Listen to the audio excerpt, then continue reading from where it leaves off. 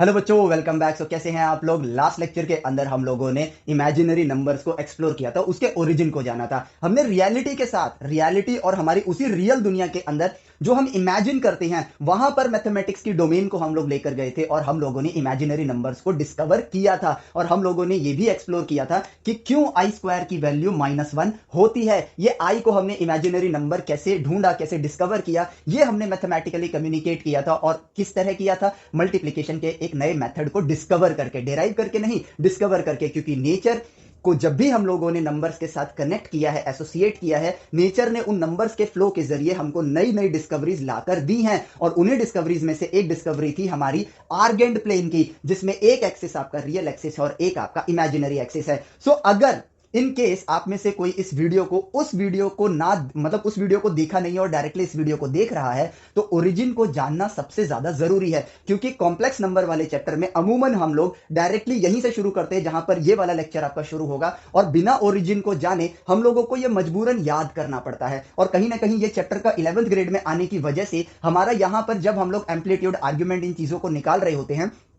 तो वहां पर अगर एनसीईआरटी लेवल पर देखें तो उतने ज्यादा टफ क्वेश्चंस नहीं आते, सिंपल एंगल्स पर आता है। बट एक बच्चा 11th ग्रेड से ही जेई के लिए प्रिपेयर कर रहा होता है और वहां पर इनवर्स ट्रिग्नोमेट्री को ना पढ़ने की वजह से वो एक्चुअली में इस चैप्टर को कॉम्प्लेक्स बना देता है, या फिर बन जाता है। माफ करना, बच्चा नहीं बनाता है, लेकिन सीक्वेंस के बिगड़ने की वजह से ये चैप्टर आपका कॉम्प्लेक्स हो जाता है। तो इसी सीक्वेंस को करेक्ट किया हम लोगों ने ओरिजिन को जान के और प्री रिक्विसाइट्स को कंप्लीट करके। जैसे फ्रेम ऑफ रेफरेंस हम लोगों ने ऑलरेडी स्टडी कर लिया है, वेक्टर्स हम लोगों ने ऑलरेडी स्टडी कर लिया है, and trigonometry and inverse trigonometry हम लोगों ने ऑलरेडी स्टडी कर लिया है। अगर आप लोग जब एप्लीकेशन में देखते होंगे कि 11th ग्रेड वाले सेक्शन के अंदर ही मैंने इनवर्स ट्रिग्नोमेट्री क्यों डाली है, the reason behind that is this chapter. क्योंकि अगर हम इनवर्स ट्रिग्नोमेट्री को बाद में पढ़ेंगे तो इस चैप्टर को अगर हम पहले पढ़ने जा रहे हैं तो उसका कनेक्शन इसके साथ है। और ये इतना भी टफ चैप्टर नहीं है कि इसके लिए हमें 1 साल वेट करना पड़े और फिर हम इसको पढ़ाई करें। ट्रिग्नोमेट्री आती है, इनवर्स ट्रिग्नोमेट्री जस्ट उसका इनवर्स फंक्शन होता है, और ये चीजें आप लोग एक्सप्लोर कर चुके हो। ये इतना आसान था कि इनवर्स ट्रिग्नोमेट्री तो सिर्फ एक लेक्चर के अंदर ही आप लोगों की कंप्लीट हो गई थी।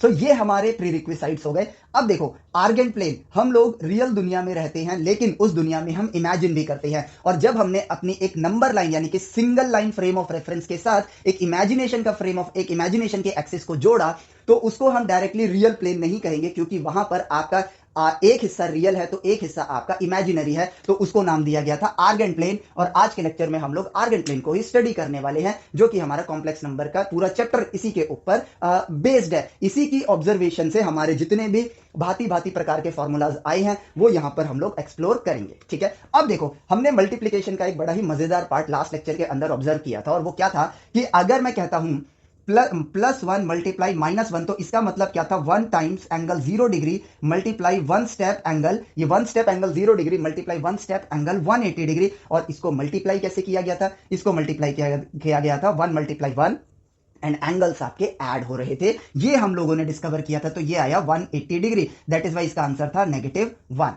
ठीक है, इसी से हम लोगों ने डिस्कवर किया था कि यार ये जो आई है, ये आई यानी एक स्टेप इमेजिनेशन की दुनिया में ये क्या था, ये था 1 स्टेप एट एंगल 90 डिग्री। और इसी को अगर मैं 2 बार मल्टीप्लाई करूं यानी कि आई स्क्वायर लिखूं, तो ये होगा 1 step angle 90 degree multiply 1 step at angle 90 degree. Angles आपके ऐड होंगे और स्केलर नंबर्स जो है यानी कि मैग्नीट्यूड जो है वो मल्टीप्लाई होगा, तो 1 × 1 इज 1, एंगल 180 डिग्री। और फाइनली यहां पर आंसर आया था -1।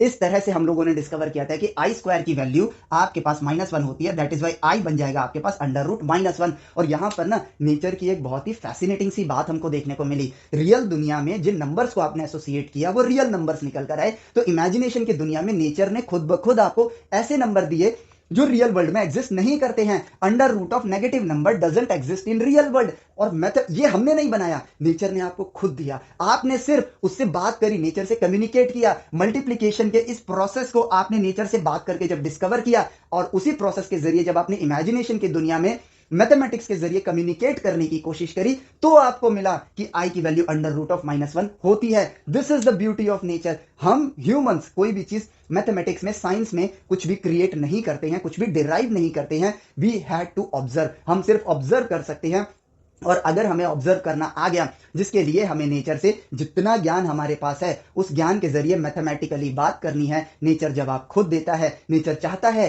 कि आप चीजों को डिस्कवर करो, लेकिन नेचर से आप डिस्कवरी तभी कर पाओगे जब आप नेचर से नेचर की भाषा में बात करोगे, और नेचर की भाषा मैथमेटिक्स है। अगर मुझे किसी इंसान से कुछ जानकारी लेनी है और वो मेरी भाषा नहीं जानता है, तो मुझे उसकी भाषा को सीख कर उसकी भाषा में बात करना होगा ताकि वो जानकारी मैं उससे ले सकूं। Same goes with nature, nature के साथ भी कुछ ऐसा ही है। नेचर की भाषा है मैथमेटिक्स, ठीक है। तो मैं ये उम्मीद करता हूं कि आप इस लेक्चर को तभी कंटिन्यू कर रहे हो जब आपने लास्ट लेक्चर को देखा है, क्योंकि वहां से जो हमने ये मल्टीप्लिकेशन के पार्ट को देखा है, इसी से हमारा ये पूरा चैप्टर, जो कि एक्चुअली में हम इसको कहते हैं कॉम्प्लेक्स नंबर, कॉम्प्लेक्स पार्ट हट जाएगा, ये बन जाएगा हमारा chapter imaginary numbers. That's it, ठीक है। चलो, तो इस कॉम्प्लेक्स नंबर के चैप्टर को इमेजिनरी नंबर का चैप्टर बनाते हैं, और यहां पर अब जो प्लेन हम लोग लेकर आएंगे वो प्लेन होगा आपके पास एक आर्गेंट प्लेन, जिसमें मैं ये कह सकता हूं कि आप कुछ कदम, कुछ स्टेप रियल एक्सिस पे चलोगे और कुछ स्टेप्स आप इमेजिनेशन की दुनिया में जाओगे। तो आपका जो कॉम्प्लेक्स नंबर है या इमेजिनरी नंबर है वो आप किससे रिप्रेजेंट करोगे?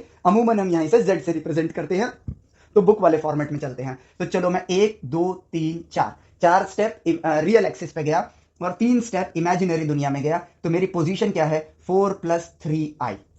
This is real axis, this is real axis and this is imaginary axis, ठीक है। ये आपका इमेजिनरी एक्सिस है। तो आपका ये कॉम्प्लेक्स नंबर या इमेजिनरी नंबर किस तरह रिप्रेजेंट किया जाएगा? 4 + 3i। अगर आप यहां पर 3 स्टेप गए और 1 2 3 4 स्टेप नेगेटिव इमेजिनरी एक्सिस में गए, तो आपका Z2 लिख देता हूं इसे, वो बन जाएगा 3 - 4i।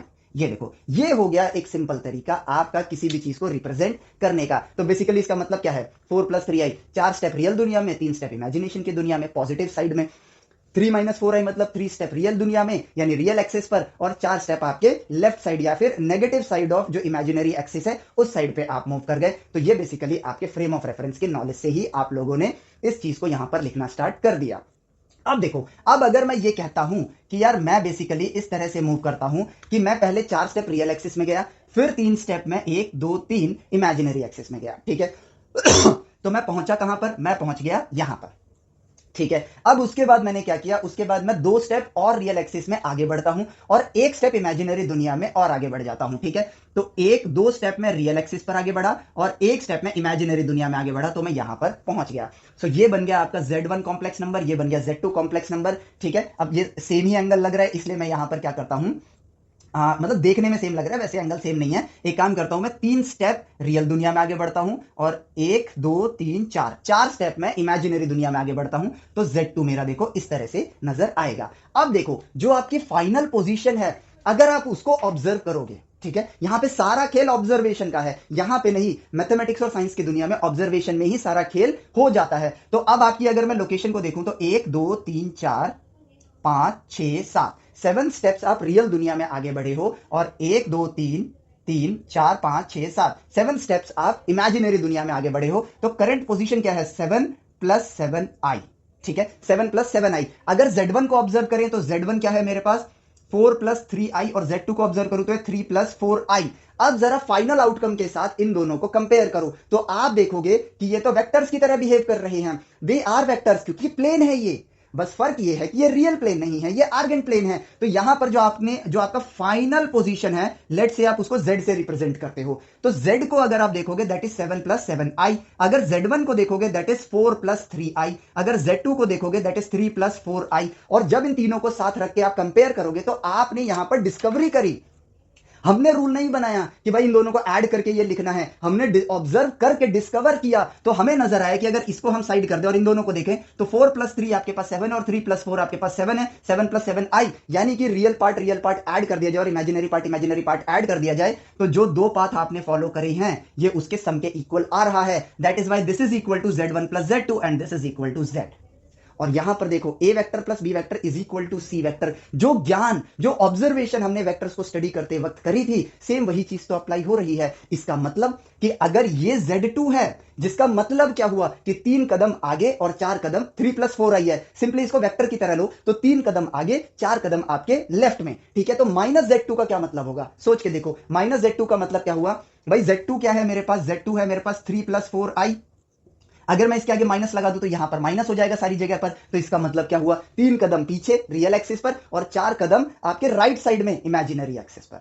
तो यानी कि Z2 कैसे रिप्रेजेंट होगा, अगर ये Z2 है तो माइनस Z2 कैसे रिप्रेजेंट होगा, ठीक है, जिसमें क्या होगा, आप यहां से 1 2 3 4 कदम आप नीचे आ गए, ठीक है, और 3 कदम पीछे, 1 2 3, ठीक है, ये यहां पर आएगा, तो ये ऐसे होगा, टू बी प्रिसाइज, ठीक है, ये यहां पर आएगा। देखो कितनी सिंपल सी चीज है, यानी वेक्टर्स का ज्ञान यहां आप अप्लाई कर सकते हो और लॉजिकली सोच के देखो, वैसे ये वर्ड बोलना गलत है, कर सकते हो, वही करना है, क्यों, क्योंकि वो भी प्लेन है, ये भी प्लेन है, बस फर्क इतना है कि वहां पर ये एक्सिस आपका रियल एक्सिस है, यहां पर ये इमेजिनरी एक्सिस है, बस इतना ही तो डिफरेंस है। अब अगर किसी चीज का आपको एंगल बताना हो तो आप बता सकते हो, उसके लिए ट्रिग्नोमेट्री एंड इनवर्स ट्रिग्नोमेट्री आपकी काम आएगी। मैग्नीट्यूड बताना हो तो पाइथागोरस का इस्तेमाल कर सकते हो। The chapter is finished. एक तरीके से देखा जाए तो मोटा मोटा हमारा चैप्टर फिनिश हो चुका है। अब हमारा काम है एक्सप्लोर करने का, और डीप डाइव एक्सप्लोर करेंगे तो और भी चीजें जानने को मिलेंगी। इसका एक ही मतलब निकलता है कि अब हम लोग प्योरली एक परफेक्ट वे में रेडी हैं इस आर्गेंट प्लेन के साथ कम्युनिकेट करने के लिए। तो चलो कुछ फैसिनेटिंग पार्ट को ऑब्जर्व करते हैं। तो हमने यार मल्टीप्लीकेशन का एक बड़ा ही मजेदार सी चीज ऑब्जर्व करी थी, तो उस आर्गेंट प्लेन में करते हैं, वो चीज हमने एक्सिस पर करी थी। अब एक्सिस के क्वाड्रेंट्स के अंदर करके देखते हैं, क्या पता हमें कुछ देखने को मिले। तो क्या वो पार्ट सही है या गलत है, उसको वेरीफाई करेंगे एक तरीके से, ठीक है। तो लेट्स से कि मैं 1 2 3 4, ठीक है, 1 2 आई 2 आई 3 आई, ठीक है, इस तरीके से। लेट्स से कि 4√2 आपका यहां कहीं आएगा, ठीक है। मैं 4√2 स्टेप्स 4 अपॉन में √2 स्टेप्स रियल एक्सिस पे चलता हूं, ठीक है, और 4 अपॉन में √2 स्टेप्स मैं इमेजिनरी एक्सिस में जाता हूं। तो जो मेरा कॉम्प्लेक्स नंबर बन रहा है Z1 वो बनेगा 4 अपॉन में √2, सॉरी ये भी अपॉन में है, ठीक है, 4 अपॉन में √2 प्लस आई 4 अपॉन में √2, ठीक है। चलो अब Z2 देखते हैं हम लोग। यहां पर Z2 मैं लेता हूं, यहां पर Z2 लेता हूं मैं ठीक इसी तरीके से 5 अपॉन में √2 प्लस आई 5 अपॉन में √2, ठीक है, ये लेता हूं मैं यहां पर, ठीक है। मैंने अपॉन में √2 इसलिए लिया है क्योंकि इसका मैग्नीट्यूड 4 होगा और इसका मैग्नीट्यूड 5 होगा। इतनी प्रैक्टिस करने के बाद इतना तो आइडिया लगना स्टार्ट हो जाता है। अब ऑब्जर्वेशन की बात, ठीक है, अगर ये मेरा कॉम्प्लेक्स नंबर है Z1, तो इसको मैं कैसे लिख सकता हूं। अगर मैं 1 को लिख सकता हूं 1 स्टेप एंगल 0 डिग्री, -1 को लिख सकता हूं 1 स्टेप एंगल 180 डिग्री, ठीक है। आई को लिख सकता हूं 1 स्टेप एट एंगल 90 डिग्री, ठीक है। माइनस आई को लिख सकता हूं 1 स्टेप एट एंगल 270 डिग्री, ठीक है। तो इसको भी हम इसी तरह रिप्रेजेंट कर सकते हैं, क्योंकि अगर ये सही है तो यहां पर भी अप्लाई होना चाहिए, ठीक है। तो इसका मैग्नीट्यूड कितना है, दोनों का स्क्वायर करके अंडर रूट करूं तो मेरा मैग्नीट्यूड कितना आएगा, मैग्नीट्यूड आएगा 4। अब इसका एंगल कितना है, देखो परपेंडिकुलर अपॉन बेस ये सेम है, और एंगल आपका आ रहा है 45 डिग्री, ठीक है।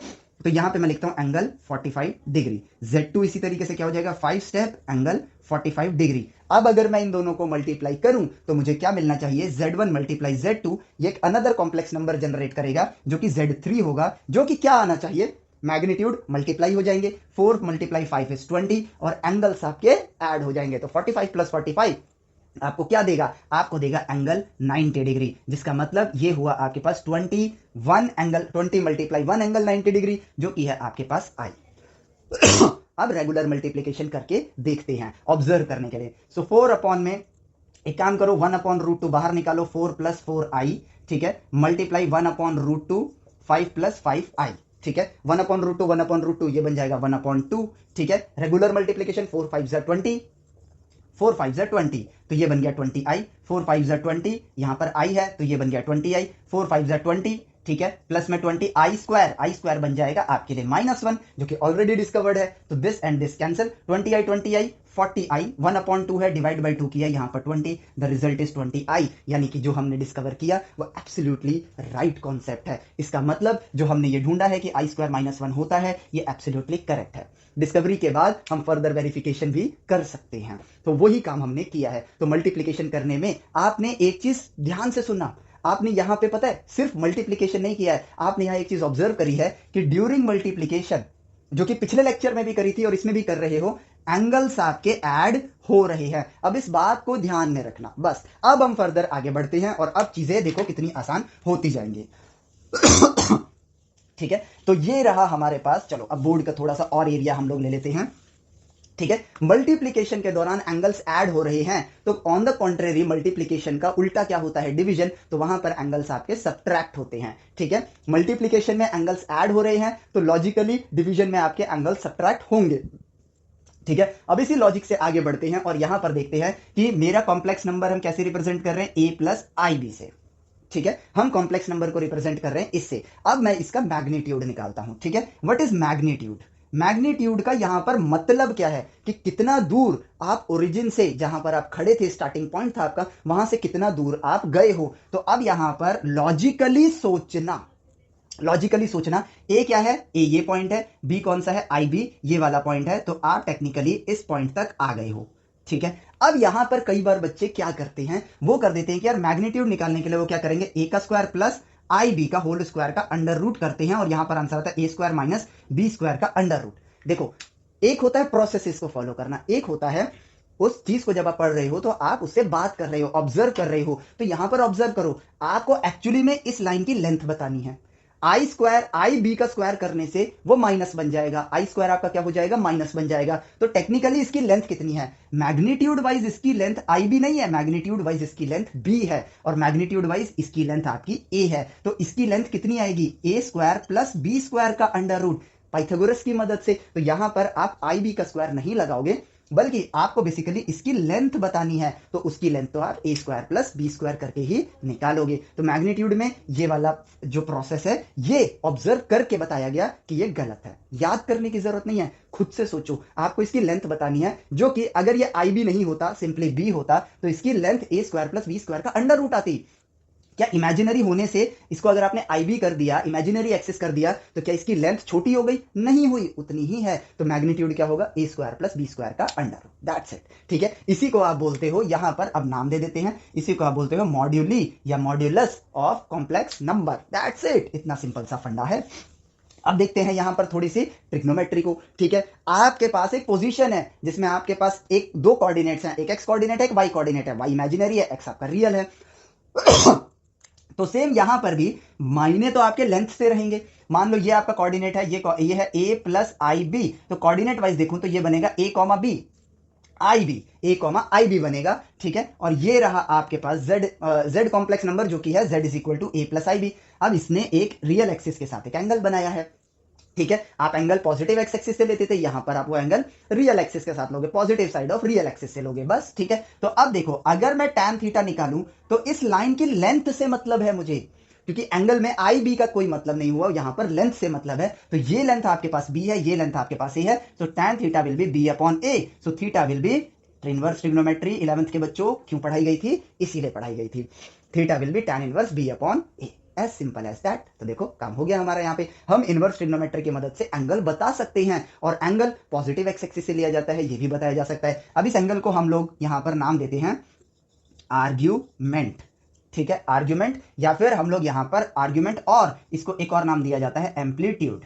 ठीक है, दोनों का मतलब सेम है, दोनों का मतलब सेम है। अब यहां पर जो एंगल थीटा है, देखो प्रीवियस ज्ञान से कम्युनिकेट करो, इसका मतलब ये भी हो सकता है कि भाई यही एंगल हो, या फिर 360 डिग्री घूम कर आया हो फिर ये एंगल हो, यानी 2 पाई प्लस थीटा भी हो सकता है। ठीक है, तो इसी को ध्यान में रखते हुए हम लोगों ने डिफाइन किया यहां पर प्रिंसिपल रेंज ऑफ एंगल या फिर ऑफ आर्ग्यूमेंट और एम्पलीट्यूड, जो कि हमने कहा कॉम्प्लेक्स नंबर की दुनिया में आप यहां से यहां तक आओ और यहां से यहां तक आओ, यानी कि माइनस पाई से लेकर जीरो से पाई तक, यानी कि प्रिंसिपल रेंज माइनस पाई से पाई। जब आप इस रीजन में एंगल को बताओगे तो वो प्रिंसिपल रेंज ऑफ एम्पलीट्यूड होगा, दैट्स इट। इतनी सिंपल सी कहानी है, चीजें अपने आप हो रही हैं। अब देखो चीजें अपने आप क्यों हो रही है, क्योंकि हमने सीक्वेंस में चीजों को पढ़ाई किया है।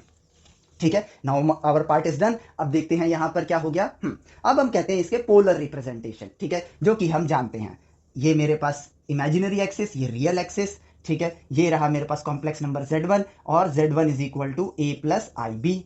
ठीक है, अब मैं इसका पोलर रिप्रेजेंटेशन करूं तो वो होगा इसका मैग्नीट्यूड।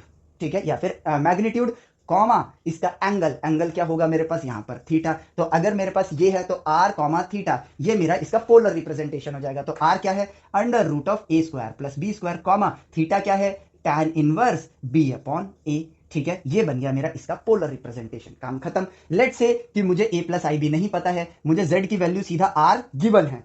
ठीक है, इसका मैग्नीट्यूड गिवन है, मैग्नीट्यूड ऑफ z मुझे पता है, वो मुझे गिवन है। तो यार ट्रिग्नोमेट्री क्यों पढ़ी थी हमने, मुझे तो ये लेंथ चाहिए, ये लेंथ चाहिए, तो ये लेंथ कितनी हो जाएगी r cos थीटा, ये लेंथ हो जाएगी r sin थीटा। तो यहां पर z1 किसके या z किसके बराबर हो गया, r cos थीटा कौन सी एक्सिस पर है, रियल एक्सिस पर, plus i r sin theta, और यहां से r को कॉमन ले लूं तो यह आएगा cos theta plus i sin theta. और अब लॉजिकली सोच के देखूं तो कोई भी कॉम्प्लेक्स नंबर हो क्या फर्क पड़ता है, उसके पास एक मैग्नीट्यूड होगा, उसका एक एंगल होगा, मान लो फाई, तो ये क्या बन जाएगा, r तो दोनों में ही आ रहा है, ठीक है। इसका जो x कोऑर्डिनेट होगा वो क्या होगा, r cos फाई, और y कोऑर्डिनेट क्या होगा, यानी कि इमेजिनरी कोऑर्डिनेट क्या होगा, r sin फाई। तो r तो हमेशा कॉमन आ जाएगा, तो मुझे हमेशा cos phi plus i sin phi मिल रहा है, यानी कि इस पे भी हमें स्टडी करनी चाहिए, इस पर भी हमें स्टडी करना चाहिए। दैट्स इट, इतनी सिंपल सी कहानी है। अब पोलर रिप्रेजेंटेशन के जरिए मान लो z1 मेरे पास है, ठीक है, 4,37 डिग्री, ठीक है, रेडियन में दिया होगा आपको, लेकिन मैंने ऐसे लिया है, और z2 है मेरे पास 5, ठीक है, यहां पे ले लो -5, 42 डिग्री, ठीक है, 42 डिग्री। अब मेरे से पूछ लिया जाए कि z1 मल्टीप्लाई z2 बताओ तो वो कितना होगा, तो 4 × 5, मैग्नीट्यूड्स को मल्टीप्लाई कर दो, ठीक है। अब यहां पर -5 दिया है, इसके मतलब को सोचो, ठीक है, -5 का मतलब है एंगल 180 डिग्री, ठीक है, और यहां पर एंगल 42 दिया हुआ है। 42 डिग्री पर यहां से 42 डिग्री गया, और 5 आगे नहीं गया, मैं 5 पीछे आया, क्योंकि यहां पर -5 है, ठीक है। तो इस चीज को अगर मैं फील करूं तो ये 42 है तो ये भी 42 होगा, तो ये देखो ये एंगल कितना आ रहा है मेरे पास, 180 -42 डिग्री, ठीक है, माइनस में, क्योंकि ये -180 डिग्री है और ये +42 डिग्री है, तो -180 +42 डिग्री, ये वाला एंगल आपको नेगेटिव में मिल जाएगा। बाकी आपको प्रैक्टिस से ये पता चलेगा, -5 है कोई फर्क नहीं पड़ता, 4 5 20, तो ये -20, 37 + 42 आप करो तो आपके पास आ जाएगा 7 2 9, मतलब ऐड करेंगे 4 3 7, 79 डिग्री। इट मींस 79 डिग्री पर जाएंगे, -20 पीछे आ जाएंगे।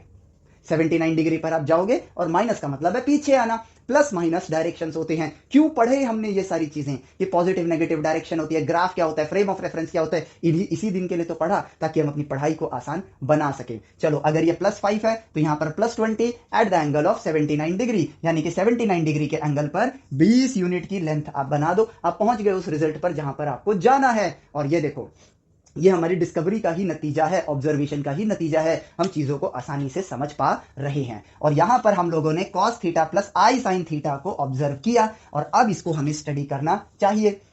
तो अब देखो, अब यहां पर हर कॉम्प्लेक्स नंबर के अंदर मेरे पास कोई भी कॉम्प्लेक्स नंबर होगा, ठीक है, x प्लस आई वाई, तो ये बेसिकली क्या बन जाएगा, ये बेसिकली बन जाएगा √x² प्लस y², जो कि आपका r हो गया। अब इसका कोई एंगल होगा, मान लो इसका एंगल है थीटा, तो यहां पर आ जाएगा cos theta plus i sin theta, जिसको आप लिख सकते हो magnitude multiply cos theta plus i sin theta, ठीक है। अब जैसे हम लोगों को मन कर रहा है इसको स्टडी करने का, वैसे ही मैथमेटिशियन का मन किया इन चीजों को स्टडी करने का। तो टेलर एंड मैक्लूरियन नाम की एक सीरीज है जो कि हम लोग कैलकुलस के अंदर पढ़ने वाले हैं, और वो बड़ा मजेदार पार्ट होने वाला है, ठीक है। हम लोग इन चीजों को याद करते हैं, लेकिन ये इतना आसान है, ठीक है, कि कैलकुलस का सिर्फ कॉन्सेप्ट पता हो ना, तो हम इन चीजों को खुद से डिस्कवर कर सकते हैं। वो वाला पार्ट हम लोग कैलकुलस में देखेंगे, और इसीलिए चीजों को अगर आप चैनल पे यूट्यूब पर देख रहे हो तो सब्सक्राइब करके रखो, क्योंकि टेलर एंड मैक्लूरियन सीरीज में हम लोग ये जानेंगे कि क्यों इसको बच्चे याद करते हैं, क्यों इसको हम लिखते हैं 1 - x² / 2 factorial plus x4/4 factorial minus x6/6 factorial dot dot dot so on, ठीक है। और cos सॉरी ये x लिखूंगा यहां पर, और sin x को हम लोग लिखते हैं x - x³ / 3 factorial plus x5/5 factorial minus x7/7 factorial dot dot dot so on, ठीक है। ये ज्ञान हमें मिलेगा कैलकुलस के जरिए, ठीक है, जिसमें हम टेलर एंड मैक्लूरियन सीरीज लेंगे। तो अभी हम इस चीज को देख लेते हैं, क्योंकि ये हम सीखेंगे, ठीक है। तो हम अभी ये मान के चल रहे हैं कि ये चीज सही है, ठीक है।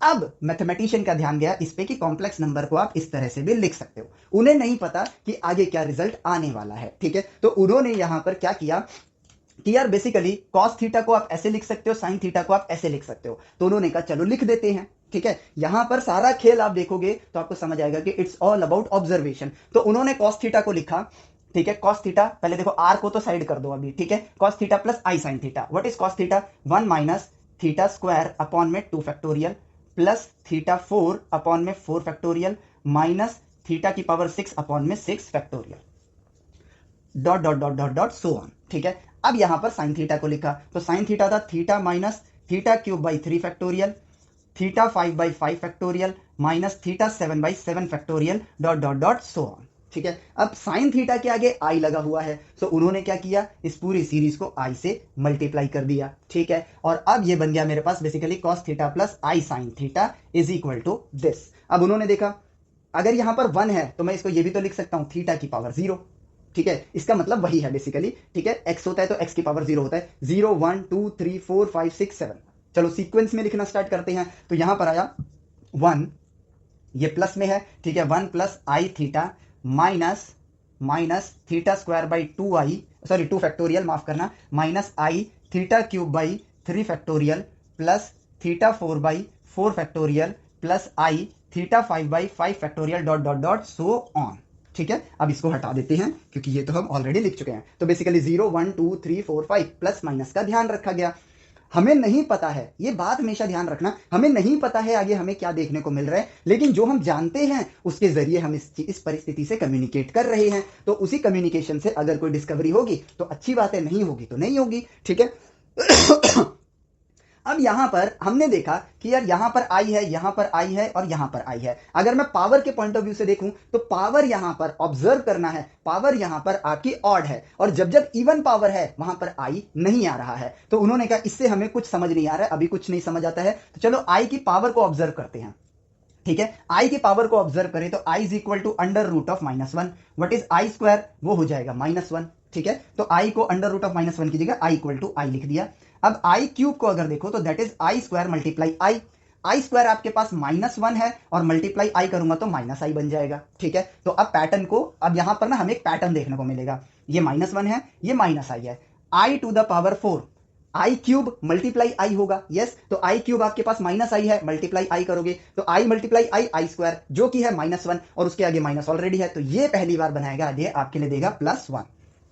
अब i5 करोगे तो 1 मल्टीप्लाई आई हो जाएगा। i5 का मतलब 1 मल्टीप्लाई आई, यानी i4 मल्टीप्लाई आई, तो देखो i आ गया। i6 का मतलब क्या हुआ, i5 में i मल्टीप्लाई करना है तो ये -1 आ गया। और अब ये देखो, अब ये सीक्वेंस आपका रिपीट कर रहा है, तो i to the power 7 -1 into i, तो ये हो जाएगा -i, i8 that will B 1।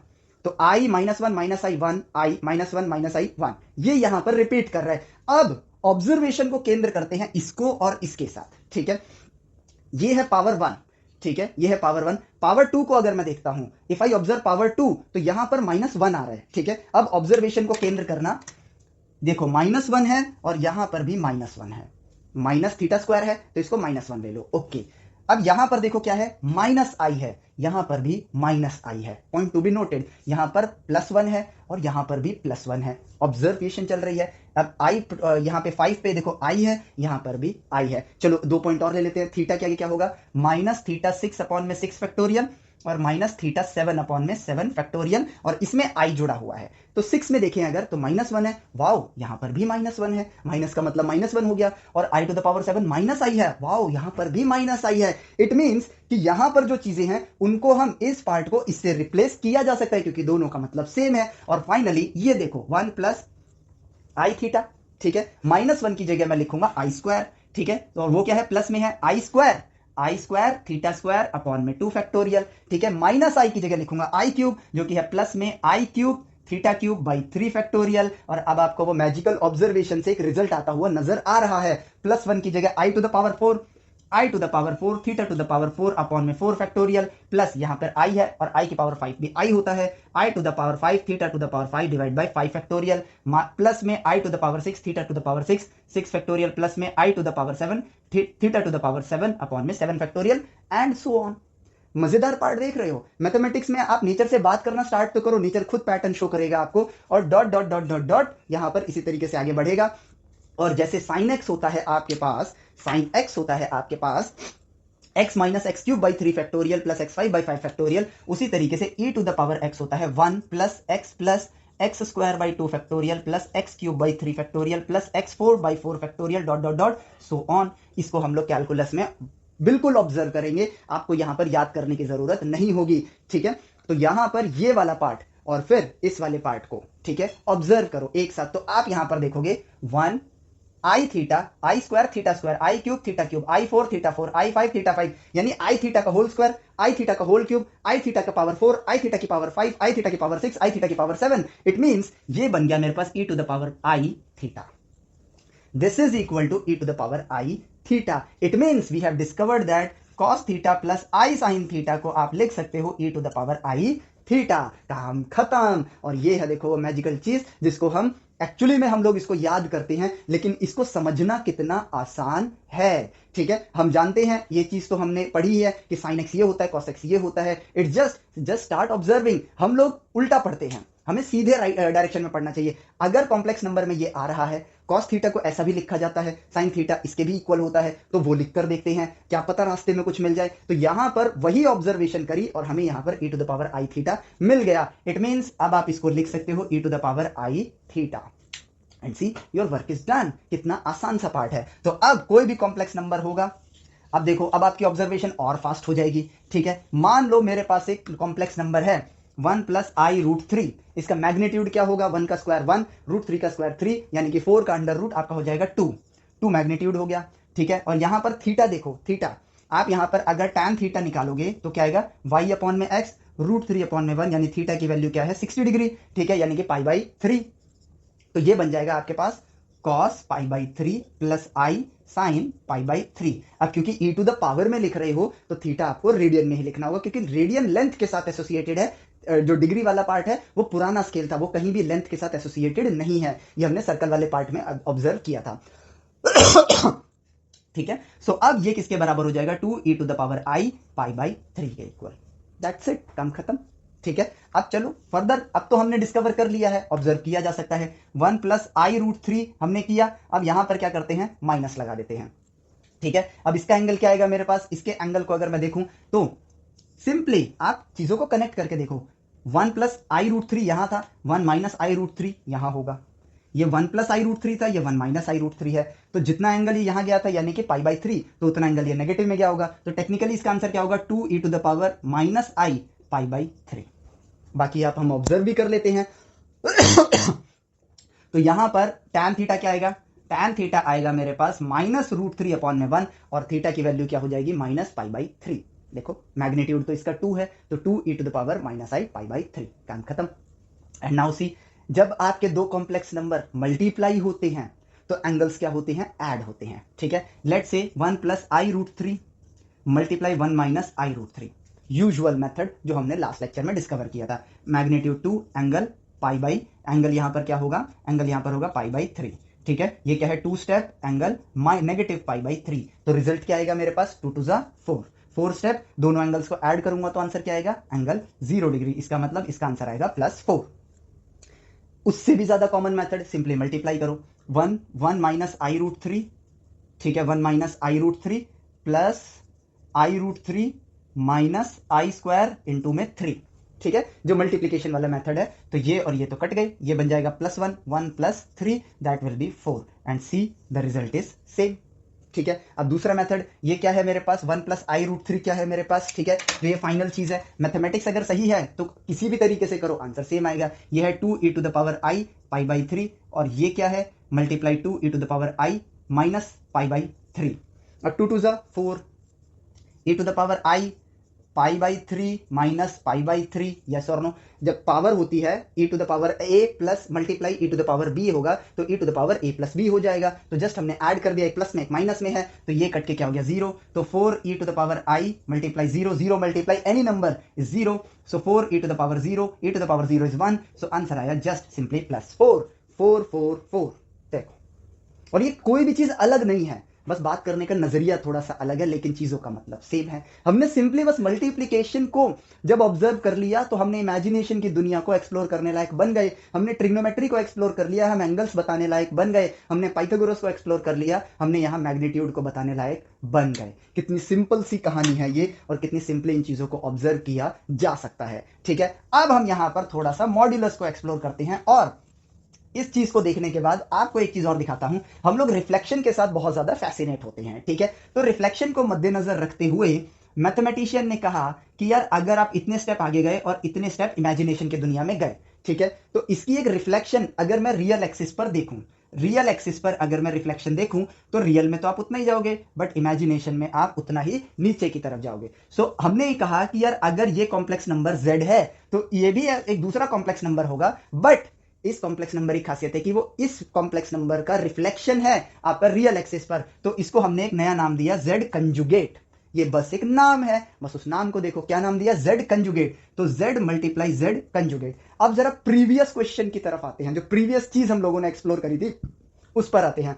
अगर जेड कंजुगेट, जस्ट हमने कहा था कि उस बार π/3 एंगल था, मान लो अगर इसका एंगल थीटा होगा तो इसका एंगल ऑब्वियसली माइनस थीटा होगा। अगर मैं z को z कंजुगेट से मल्टीप्लाई कर दूं ऑब्जर्व करने के लिए, तो z multiply z conjugate will be, इसका मैग्नीट्यूड r है, इसका मैग्नीट्यूड भी r होगा, लेंथ में तो सेम है दोनों, ठीक है। तो वो क्या आएगा मेरे पास, z क्या है मेरे पास, r comma theta, polar form में लिखते हैं, और z कंजुगेट क्या है मेरे पास, r कॉमा माइनस थीटा। तो अगर मैं मल्टीप्लाई करूंगा तो मैग्नीट्यूड्स मल्टीप्लाई हो जाएंगे, जो कि आएगा r स्क्वायर, ठीक है, और थीटा आपके ऐड हो जाएंगे, और plus theta minus theta is equal to 0, तो r स्क्वायर कॉमा 0। तो ये आ गया आपका जस्ट एक सिंपली रियल नंबर। और r स्क्वायर क्या है, ठीक है, चीजों को पकड़ो, ऑब्जर्व करो बस, r is the magnitude of z, so r square is equal to magnitude of z का स्क्वायर, काम खत्म, ठीक है। तो इसका मतलब z multiply z conjugate is magnitude of z का स्क्वायर, हो गई डिस्कवरी।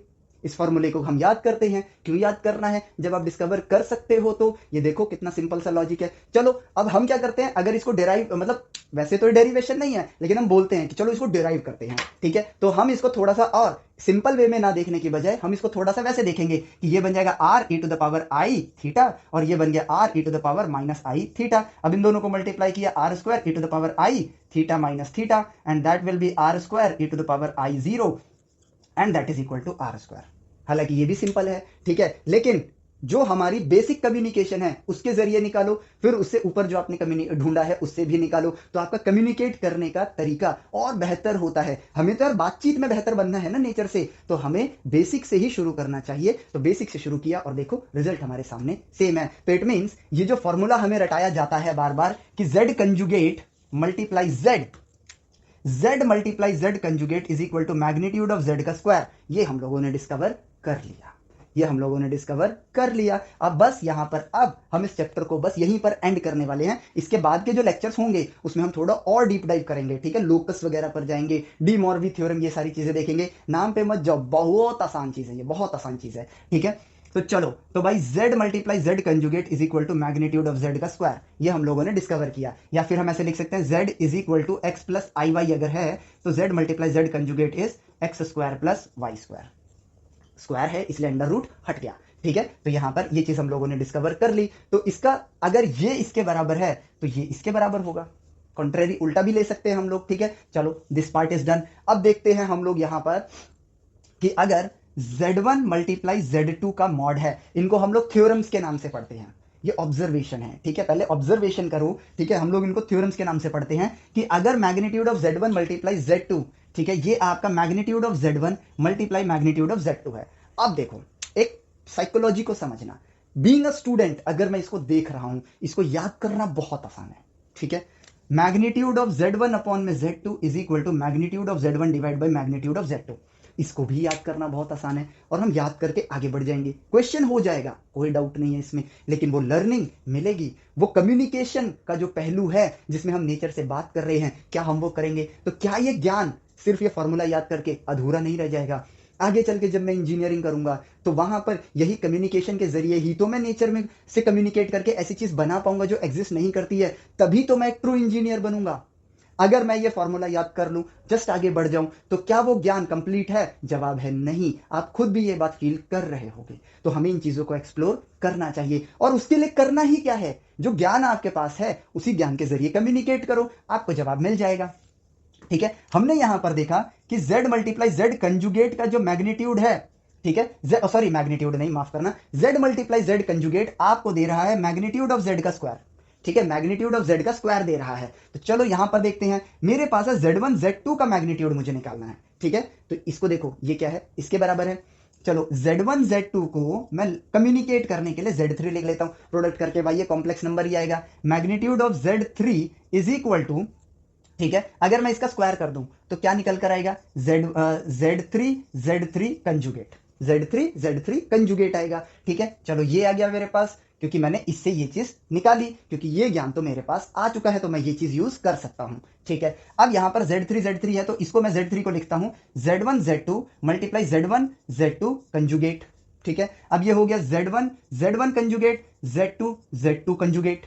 ठीक है, और Z1 कंजुगेट क्या है? Z1 का स्क्वायर, मैग्नीट्यूड ऑफ Z1 का स्क्वायर, इस ज्ञान से हमने यहां पर लिया, और ये क्या है? मैग्नीट्यूड ऑफ Z2 का square, which is equal to Z3 conjugate का स्क्वायर। अब Z3 क्या है? Z3 है मेरे पास Z1 Z2 का स्क्वायर, और यहां से हम लोगों ने डिस्कवर कर लिया कि मैग्नीट्यूड ऑफ Z1 Z2 का square is equal to magnitude of Z1 का स्क्वायर मैग्नीट्यूड ऑफ Z2 का स्क्वायर, अंडर रूट कर दो दोनों साइड का, तो magnitude of Z1 Z2 is equal to magnitude of Z1 multiply magnitude of Z2। काम खत्म।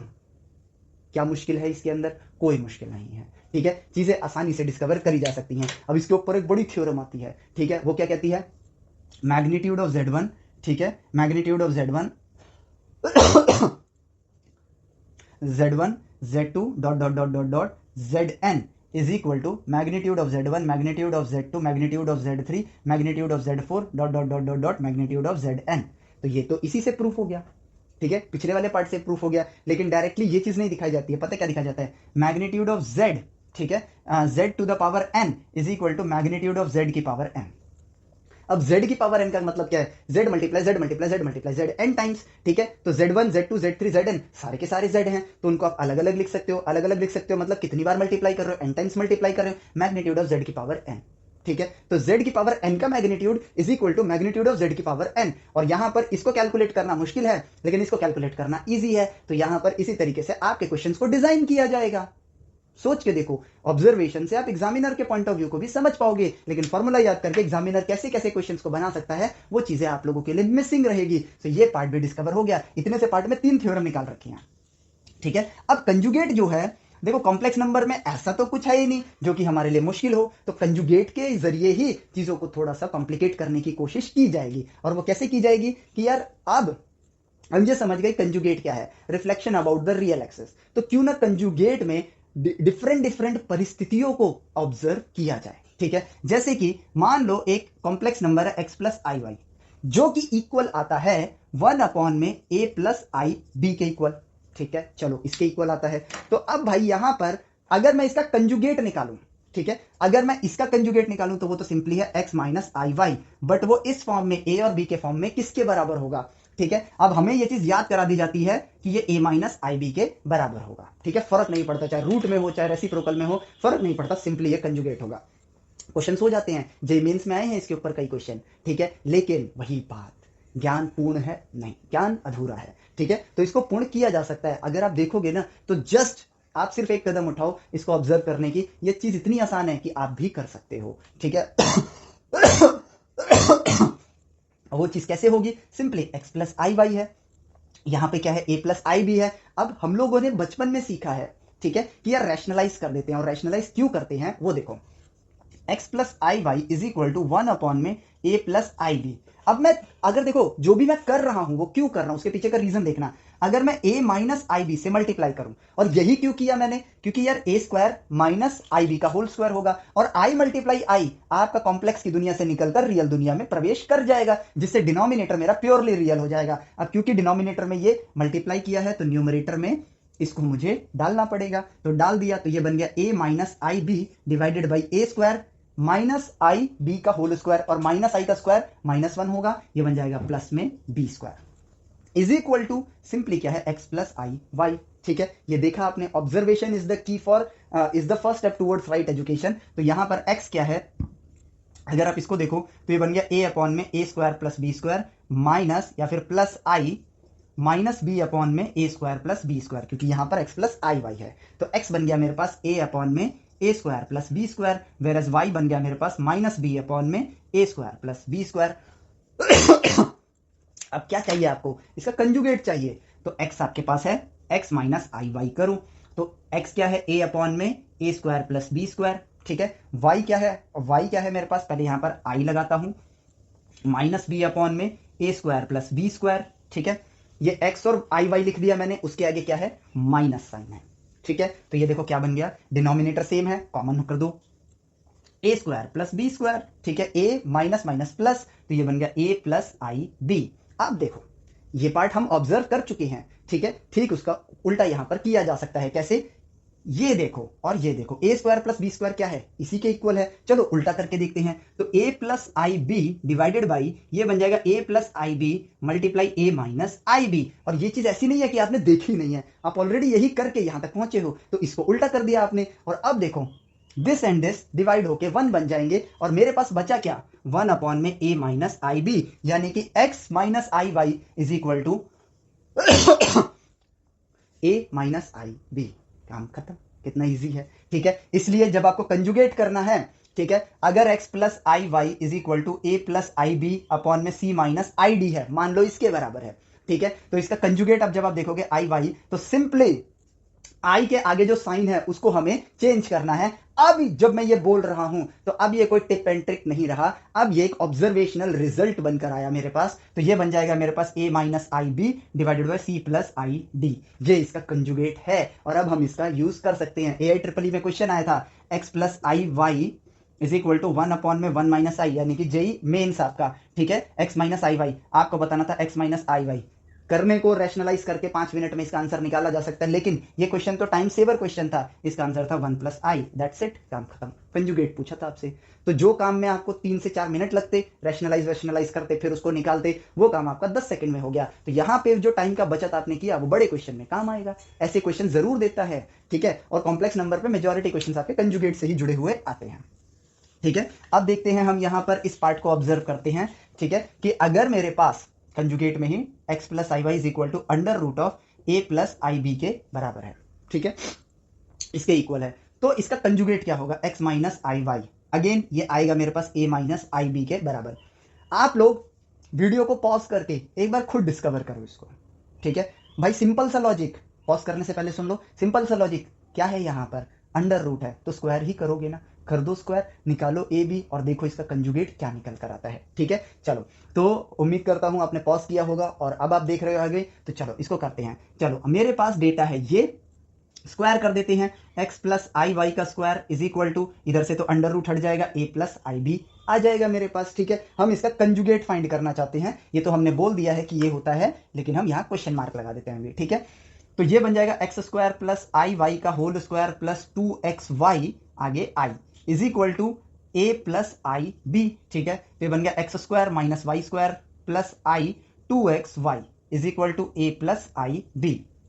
अब क्या किया जाए, ठीक है, तो हमने कहा कि यार एक काम करो, इसको माइनस वाई की जगह प्लस आई वाई का होल स्क्वायर ही रहने दो। अब ऐसा करते हैं, जो कर सकते हो वही करते हैं, माइनस 2xy आई ले आओ और प्लस 2xy आई इसमें प्लस माइनस कर दो, ठीक है, is equal to A plus I B के बराबर रहेगा। अब उससे पहले एक चीज ऑब्जर्व कर लो, थोड़ी देर के लिए पहले इसको हटाते हैं। तो ए किसके बराबर है, ए इसके बराबर है, क्योंकि आई स्क्वायर आपका नेगेटिव बन जाएगा। So what is A, A is X square minus Y square.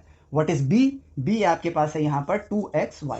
तो ऑब्जर्वेशन हमने कर ली। चलो अब नेक्स्ट पार्ट, हम सिंपली यहां क्या करते हैं, minus I 2xy plus I 2xy कर लेते हैं, ठीक है। अब इसको लेते हैं और माइनस वाले पार्ट को ले लेते हैं, ठीक है, माइनस वाले पार्ट को ले लेते हैं। तो इससे ये क्या बन जाएगा, x माइनस आई वाई का whole square, A square plus B square minus 2ab, ठीक है। तो ये क्या बन गया, x माइनस आई वाई का होल स्क्वायर। और ये देखो ये बचा और ये बचा, तो ये बन जाएगा प्लस में 4xy I is equal to A plus I B, ठीक है, डन। अब ये देखो b क्या हम डिस्कवर कर चुके हैं, 2xy है, तो ये 4xy है, तो ये 2b बन गया, ठीक है। x माइनस आई वाई का होल स्क्वायर प्लस में i, ठीक है, multiply 2b is equal to A plus I B. हमने कहा वाओ, नेचर में एक कदम आगे बढ़ाओ, नेचर आपको 4 कदम और आगे लेके जाता है। ये देखो 2b है, यहाँ b है, दोनों तरफ प्लस है, तो इधर जाके ये माइनस हो जाएगा, इधर लेकर आते हैं। तो ये बन गया x minus I Y to the whole square is equal to A plus I B minus I 2b। ये क्या बन गया, a माइनस आई बी। तो x minus I Y to the whole square is equal to a minus I B. और ये क्या है, conjugate है x प्लस आई वाई का, अंडर रूट करो, x minus I Y is equal to under root of a minus I B, यानी कि hence हम लोगों ने डिस्कवर कर लिया, इसका रिजल्ट होगा under root of a minus I B. यानी कि कोई भी परिस्थिति हो, कैसी भी परिस्थिति हो, ठीक है, डिनोमिनेटर में हो, रेसिप्रोकल में हो, रैशनल फॉर्म में हो, आप सिंपली बस आई के साइन को चेंज कर दो। और अब सबसे मजेदार और अच्छी बात क्या लगती है ना, अब मैं ये कॉन्फिडेंटली आपको यहां पर बोल सकता हूं कि आप इन चीजों को याद नहीं कर रहे हो, यू हैव ऑब्जर्व्ड इट। अब क्योंकि ऑब्जर्व किया है तो आप इस बात को कभी भूलोगे नहीं और ये हमेशा आपके लिए आसान रहेगा। ठीक है, देखो, हेंस वी डिस्कवर्ड, ठीक है, इसके ऊपर भी क्वेश्चन था और वो आईआईटी में आया था, जेई एडवांस के अंदर आया था, ठीक है, जो कि कुछ ऐसा था, ठीक है, हाँ, ध्यान नहीं है बट क्वेश्चन आंसर वाले सेक्शन में कराऊंगा। X plus I Y is equal to under root of A plus I B divided by sorry C plus I D था, ठीक है, सी प्लस आई डी था। तो हमें यहां पर बोला गया था कि ये मेरे लिए जेड है, तो मुझे z मल्टीप्लाई z कंजुगेट करना था। यस, ये जेई एडवांस का क्वेश्चन था। तो सिंपली ये दोनों हमारे पास हैं, तो z इंटू जेड कंजुगेट क्या होगा, z इंटू जेड कंजुगेट क्या होगा, ये हो जाएगा under root of a plus I B divided by C plus I D multiply under root of a minus I B divided by C minus I D. अब ये क्या बन जाएगा, A square plus B square divided by C square plus D square, ठीक है, का under root, ठीक है, अंडर रूट, और शायद यहां पर था इसका स्क्वायर करना था, ठीक है, क्योंकि ऑप्शन के अंदर अंडर रूट नहीं था, तो यहां पर इसका स्क्वायर कर दूंगा, तो ऑप्शन था वहां पर A square plus B square divided by C square plus D square, hence done. See this easy the question is. अगर हमने ऑब्जर्व नहीं किया होता तो हम इसका कंजुगेट निकालने में ही 10 मिनट तो रैशनलाइजेशन में लगाते, उसके बाद करते और हमारे माइंड में साइकोलॉजिकली ये आना स्टार्ट हो जाता कि ये क्वेश्चन बहुत टफ है। ऑब्जर्वेशन के जरिए जेई मेंस और जेई एडवांस को बहुत आसान बनाया जा सकता है, ये बिल्कुल भी मुश्किल नहीं है, ठीक है। अब एक चीज आती है, लास्ट पार्ट आपका आज के लेक्चर का, जिसमें जिसे हम कहते हैं property of moduli and property of argument, ठीक है, जिसमें ये आता है magnitude of Z1 plus magnitude of Z2 is greater than equal to magnitude of Z1 plus Z2, ठीक है। चलो, किसको ऑब्जर्व कर रहे थे हम, आर्गेंट प्लेन को, ठीक है। ये हमारे पास एज अ वो है, थ्योरम है हमारे पास, ठीक है, जिसको हम याद करेंगे, लेकिन हम याद नहीं करेंगे, हम इसको ऑब्जर्व करेंगे। कैसे ऑब्जर्व करेंगे, तो भाई यहां पर ये रहे Z1 और ये रहा Z2, थोड़ा सा और एंगल पे बनाता हूं, ये रहा Z2, ठीक है, ठीक है। तो ये क्या होगा मेरे पास, ये होगा मेरे पास Z1 प्लस Z2, ठीक है। ये क्या बना रही हैं, ये तीनों लाइंस क्या बना रही हैं, they are forming a triangle, ठीक है। और ट्राइंगल में हम जानते हैं कि दो साइड्स का सम, छोटी क्लास में पढ़ा है ना, दो साइड्स का सम हमेशा तीसरे साइड से बड़ा होगा। तो ये जो लेंथ है मेरे पास, ये कितनी है, मैग्नीट्यूड ऑफ Z1, ये लेंथ कितनी है, मैग्नीट्यूड ऑफ Z2, ये लेंथ क्या है, magnitude of Z1 plus Z2। So magnitude of Z1 plus magnitude of Z2 is greater than equal to magnitude of Z1 plus Z2। काम खत्म, ठीक है। चलो वेक्टर का ज्ञान अप्लाई करें। अब ये Z2 है तो ये माइनस Z2 हो जाएगा, ये क्या हो गया, फिर ये बन गया मेरे पास Z1 माइनस Z2, ये क्या बन गया मेरे पास, Z1 माइनस Z2। तो अब सेम चीज को अगर मैं देखूं, ठीक है, सेम चीज को अगर मैं देखूं तो मैग्नीट्यूड ऑफ Z1, ठीक है, प्लस, ठीक है, plus magnitude of minus Z2, magnitude of minus Z2, ठीक है, is greater than equal to magnitude of Z1 minus Z2, ठीक है। कितने सारे फॉर्मूलाज बनाते हैं ना हम लोग, ठीक है, ये एक टेबल बन जाती है इन चीजों की और हम इनको याद करना स्टार्ट करते हैं, आपके सामने नजर आ रहा है, ठीक है। अब हमने कहा यार प्लस तो कर लिया, चलो माइनस करके देख लेते हैं, ठीक है। तो magnitude of Z1 minus magnitude of Z2 करते हैं, ठीक है, माइनस मैग्नीट्यूड ऑफ Z2। अच्छा एक बात बताना भूल गया मैं, इसको देखो, मैग्नीट्यूड ऑफ माइनस Z2, ठीक है, लॉजिकली सोचो, इसका मैग्नीट्यूड और इसका मैग्नीट्यूड सेम है, तो यहां पर आप लिख सकते हो magnitude of Z1 plus magnitude of Z2 greater than equal to magnitude of Z1 minus Z2, ठीक है। तो यानी कि ये वैल्यू माइनस वाले से भी बड़ी है और प्लस वाले से भी बड़ी है, ठीक है। और जब तीनों का लाइन सेम होगा, अगर तीनों एक ही एंगल पर होंगे तो यहां पर इक्वल टू आएगा। अब Z1 माइनस Z2 को देखते हैं, ठीक है। अब इसको ऑब्जर्व करना है हमें, तो यहां पे थोड़ा सा ये सफाई कर लेते हैं, रियल एक्सिस, इमेजिनरी एक्सिस, ठीक है। ये रहा मेरे पास Z1, ठीक है, Z1। अब इसमें से मुझे Z2 को के मैग्नीट्यूड को माइनस करना है, ठीक है। तो ये रहा मेरे पास, लेट्स से ये है मेरे पास Z2 को थोड़ा ऐसे एंगल पे लेता हूं, ठीक है। तो ये क्या है मेरे पास Z1 प्लस Z2, ठीक है। अब ध्यान से देखना, जो इसकी लेंथ है, ठीक है, ऑब्जर्व करते हैं, मैग्नीट्यूड ऑफ Z1 का मतलब है इसकी लेंथ, मैग्नीट्यूड ऑफ Z2 का मतलब है इसकी लेंथ, ठीक है। और magnitude of Z1 plus Z2, ये क्या है, Z1 प्लस Z2 है ना, magnitude of Z1 plus Z2 इसकी लेंथ होगी। तो ये वाली जो लेंथ है ना, उसको एक्स एक्सिस पे उतनी लेंथ लेके देखो, वो लेंथ आप कैसे लाओगे, सिंपली आप क्या करोगे, सर्कुलर आर्क बना लोगे। तो यानी कि जो ये लेंथ है वही लेंथ यहां पर आ गई। अब इसकी जो लेंथ है, ठीक है, वो इसके आगे से, क्योंकि ये लेंथ किसकी रिप्रेजेंट कर रहा है, Z1 की लेंथ को। अभी जो Z2 की लेंथ है ना, जो इसकी लेंथ है उतनी ही लेंथ अगर मैं देखूं तो वो यहां पर आ जाएगी। तो यहां से यहां तक की लेंथ Z1 की लेंथ को रिप्रेजेंट कर रही है और यहां से यहां तक की लेंथ Z2 को रिप्रेजेंट कर रही है। अब Z1 प्लस Z2 की लेंथ को अगर आप देखोगे, ठीक है, Z1 प्लस Z2 की लेंथ को अगर आप देखोगे, ठीक है, आप यहां पर एक आर्क बनाओ सिंपली, तो वो उससे देखो छोटी आएगी, ठीक है, वो क्या आएगी, छोटी आएगी। इसलिए Z1 प्लस Z2 का magnitude is less than magnitude of Z1 plus Z2, ठीक है। इस तरह से इस चीज को ऑब्जर्व किया गया था। ये जस्ट एक रिवीजन के लिए कि जो हमने प्रीवियस क्लास में देखा था उसको समझते हैं, ठीक है। क्यों है ऐसा, उस बात को समझो। क्योंकि भाई जो इसकी लेंथ है, अगर मैं उसको स्ट्रेट कर दूं, मतलब इसकी लेंथ को इस पे लेकर आऊं, जो कि देखो यहां पर आ रहा है। अब अगर आप नोटिस करोगे, यहां तक की लेंथ क्या है, Z1 की लेंथ को रिप्रेजेंट कर रही है Z1 प्लस Z2 वाले पार्ट में, और ये वाली लेंथ और ये वाली लेंथ, ऑब्वियसली ये वाली लेंथ तो इससे छोटी है। दिख रहा है आपको कि वो लेंथ उससे क्या है, छोटी है। अब Z1 माइनस Z2 के, मतलब Z1 का मैग्नीट्यूड माइनस Z2 का मैग्नीट्यूड, तो यहां तक Z1 का मैग्नीट्यूड है और Z2 के मैग्नीट्यूड को लेते हैं, ठीक है। Z2 के मैग्नीट्यूड को, माइनस Z2 किधर है, इधर है, माइनस Z2 किधर है, इस तरफ है, ठीक है। ये देखो, ये है Z2, ये रहा Z2, कलर चेंज करता हूं, जस्ट ऑब्जर्व करना बस, कोई मुश्किल पार्ट नहीं है। ये है Z2, तो उतना ही लेंथ पीछे जाऊंगा, ये है माइनस Z2, तो जितना लेंथ मैं आगे बढ़ा था Z1 के आगे, उतना ही लेंथ पीछे आ जाता हूं, ठीक है। ये बना क्या मेरे पास, ये बनेगा मेरे पास, ठीक है, ये लेंथ है Z2 की, तो Z1 माइनस Z2 हो गया। तो ये वाली यहां से यहां तक की जो ये लेंथ है, ये किसको रिप्रेजेंट कर रही है, magnitude of Z1 minus magnitude of Z2, plus minus कर रही है। अब ये Z1 है, ये माइनस Z2 है, तो ये क्या है, ये है आपके पास Z1 माइनस Z2। अब इसकी मैग्नीट्यूड को हमें देखना है, ठीक है। तो सिंपली क्या बना दो, एक सर्कुलर आर्क बना दो, और ये देखो ये यहां तक आ रही है, यानी कि यहां से यहां तक की लेंथ है आपके पास magnitude of Z1 minus Z2।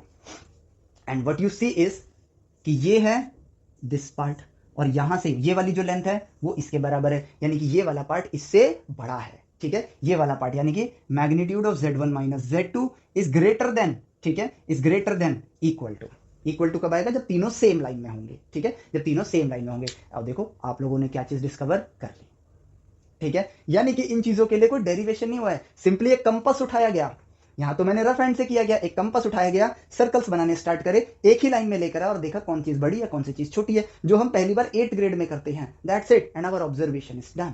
कितना आसान है ये चीज करना, ठीक है, सही वे में कम्युनिकेट किया, चीजें हो गई। अब एक चौथा जिसको सबसे कॉम्प्लिकेटेड फॉर्मूला बोला जाता है, यहां पर क्या करो, थोड़ा सा ह्यूमन इंटेलिजेंस का यूज करो, replace minus Z2 with replace minus Z2 with, ठीक है, माइनस क्या था, नहीं sorry, replace Z2 with minus Z2 in first part, ठीक है। पहले पार्ट के अंदर ये चीज करो तो देखो आपको क्या मिलेगा, magnitude of Z1 plus magnitude of minus Z2 will be greater than equal to magnitude of Z1 plus minus Z2, ठीक है, ये मिलेगा। अब ये किसके बराबर है, यहां पे ध्यान से देखो, ये किसके बराबर है, माइनस Z2 का मैग्नीट्यूड और Z2 का मैग्नीट्यूड सेम होगा, तो magnitude of Z1 plus magnitude of Z2 will be greater than equal to Z1 minus Z2 का मैग्नीट्यूड। एंड सी, जिस चीज को सबसे मोस्ट इंपॉर्टेंट थ्योरम बोला जाता है, अब टाइम आ गया है ब्लैक कलर को यूज करने का। अब आप इसको देखो, ठीक है, और आप इसको देखो, ठीक है, ये प्लस वाला है, ये माइनस वाला है, ठीक है, इसको देखो, ठीक है, आप इसको देखो। तो आप यहां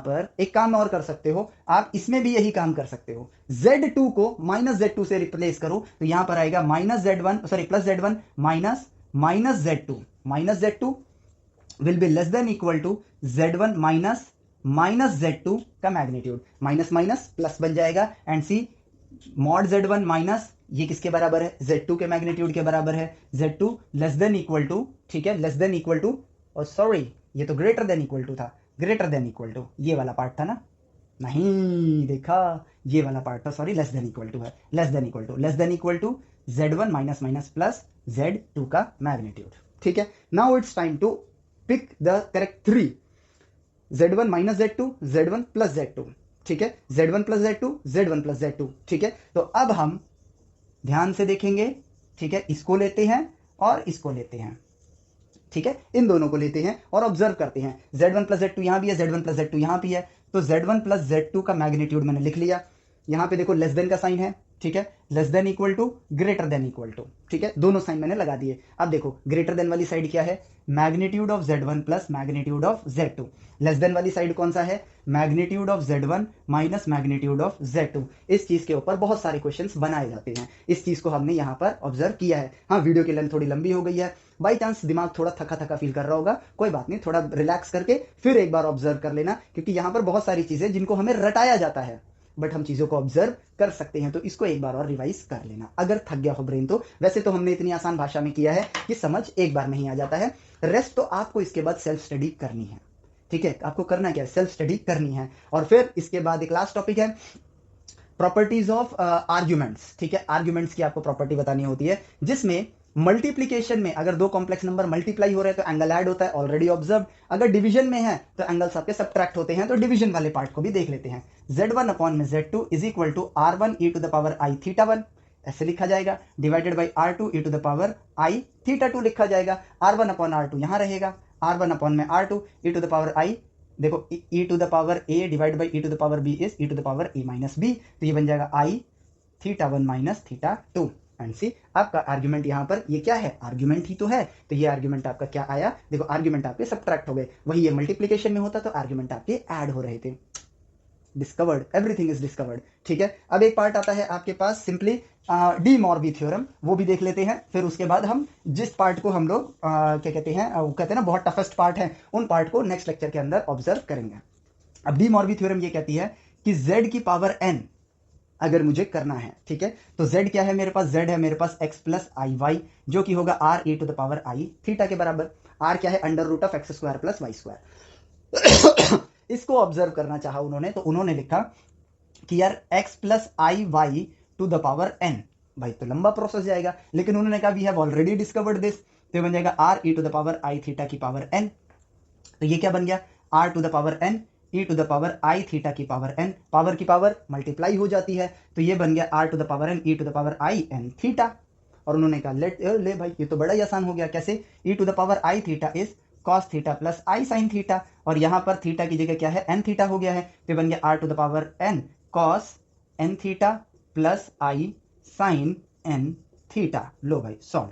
अब अगर मुझसे ये पूछा जाए कि z का आर्ग्यूमेंट, अगर ये कहा जाए, सोचो ऑब्जर्व करने के बेनिफिट को देखो, अगर z का आर्ग्यूमेंट 45 डिग्री है, z का आर्ग्यूमेंट 45 डिग्री है, तो उसकी पावर में अगर मैं 5 कर दूं, अगर उसकी पावर में मैं 5 कर दूं तो मैं कहां पहुंचूंगा, ठीक है, यानी कि n की वैल्यू तो 5 हो गई और आर्ग्यूमेंट आपके पास पाई बाई 4 है, तो आर्ग्यूमेंट आपके पास क्या है, n पाई बाई 4, यानी कि 5 पाई बाई 4। लो भाई आर्ग्यूमेंट मिल गया, काम खत्म, इतना सिंपल है, ठीक है। प्रिंसिपल रेंज में पूछा है, 5 पाई बाई 4 आपका 180 से ज्यादा होगा, तो पाई प्लस पाई बाई 4, ठीक है, ये हो गया ये वाला पार्ट, तो बेसिकली ये कहां लाई करेगा, यहां लाई करेगा, तो ये बेसिकली क्या है मेरे पास माइनस पाई, और ठीक है, minus pi plus pi by 4, minus pi plus pi by 4, तो ये बनेगा -4 + 1, ये बन जाएगा -3 पाई बाई 4, क्योंकि प्रिंसिपल रेंज है आपके पास माइनस पाई से प्लस पाई के बीच में, तो ये आ गया -3 पाई बाई 4। लो भाई z की पावर n का भी प्रिंसिपल रेंज आप आसानी से बता सकते हो, आर्ग्यूमेंट सॉरी प्रिंसिपल आर्ग्यूमेंट। कितना सिंपल है ये कॉम्प्लेक्स नंबर का चैप्टर।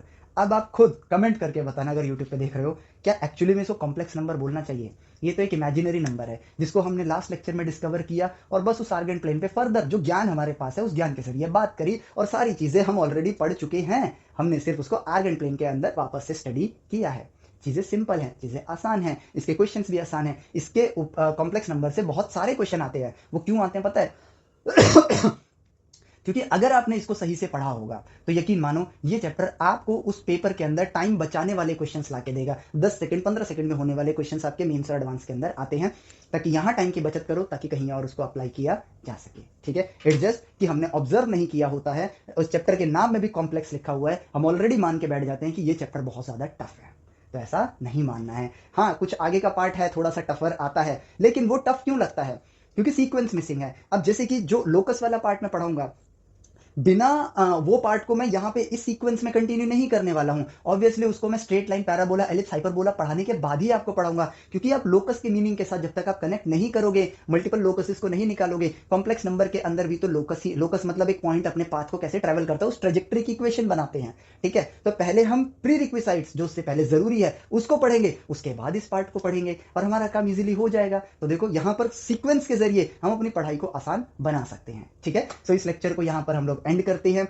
जो आपका बेसिक लेवल है, सारी चीजें हम लोगों ने इस लेक्चर में एक्सप्लोर कर लिया है। अब आगे फर्दर हम लोग क्यूब रूट और स्क्वायर रूट ऑफ यूनिटी, इन चीजों को हम लोग एक्सप्लोर करेंगे कॉम्प्लेक्स नंबर की दुनिया में, और फिर क्वेश्चंस को देखेंगे। और जो लोकस वाला पार्ट है वो कोऑर्डिनेट ज्योमेट्री या और स्ट्रेट लाइन, पैराबोला या कोनिक सेक्शन, इनको फिनिश करने के बाद या वापस से उसको एक्सप्लोर करेंगे ताकि हमारा सीक्वेंस बना रहे। ठीक है, सो अगर लेक्चर्स अच्छे लग रहे हैं तो प्लीज अपने दोस्तों के साथ भी इसको शेयर करो और एप्लीकेशन पर आओ, ताकि आप यूट्यूब वाली जो डिस्ट्रैक्शन है उससे बचकर आप एप्लीकेशन पर चीजों को सीक्वेंस में प्राप्त कर सको और सीक्वेंस में चीजों को पढ़ सको। ठीक है, प्लीज इसको जरूर शेयर करना अगर आपको लगता है कि हम वैल्यूएबल नॉलेज आपको प्रोवाइड कर रहे हैं तो। ठीक है, सो इस लेक्चर के लिए इतना ही, मिलते हैं आपसे नेक्स्ट लेक्चर में। Till then take care, bye bye, जय हिंद।